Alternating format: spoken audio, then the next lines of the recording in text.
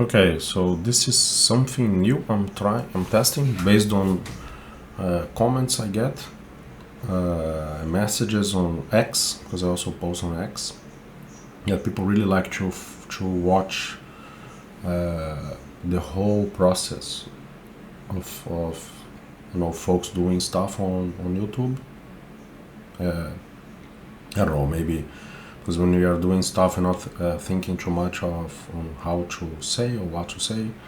You just do it naturally, and you may do something that someone is unaware of. Like you, maybe you do something that you believe is not even a valid tip. For someone, it may be because you're just so used to do it that way. So that's what I'm testing here. This is just me playing around yesterday. I saw something on X, formerly known as Twitter, of a bunch of sticks flying. I'm like, okay, that's so it's based on that stuff. I don't think I can find the post anymore, but that was the initial inspiration. So, and I decided to sit and have a go at that. So that's exactly what you guys are watching here now. So let's see how this goes, if this works or not. If you have any questions, just post on the comments, and yeah, let's see if this is a good way. I sometimes like to watch people do stuff, especially now I'm also having a look at Unreal, and I do watch for a long time, for long hours, people doing stuff, because you may catch something that you don't know, you're not comfortable yet. So maybe this will be useful for someone. Let's see. So enjoy. There will be a stretch of me just working through the particle system, and then at the end I give like a quick overview of what I did after the render. That's it. So let's see if this works or not. Let's see if you guys will enjoy it or not.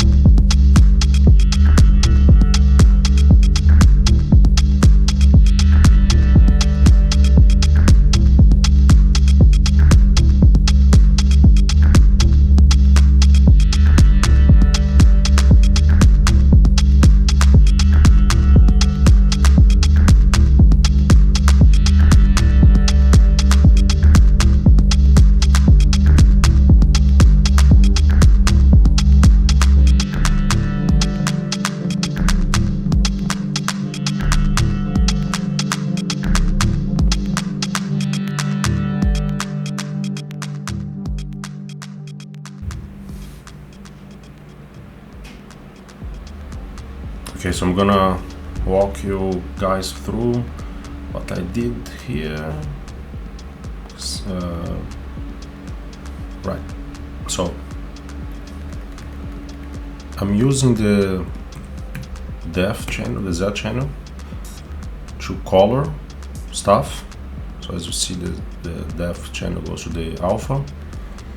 Just bump it up here, make it more contrasty.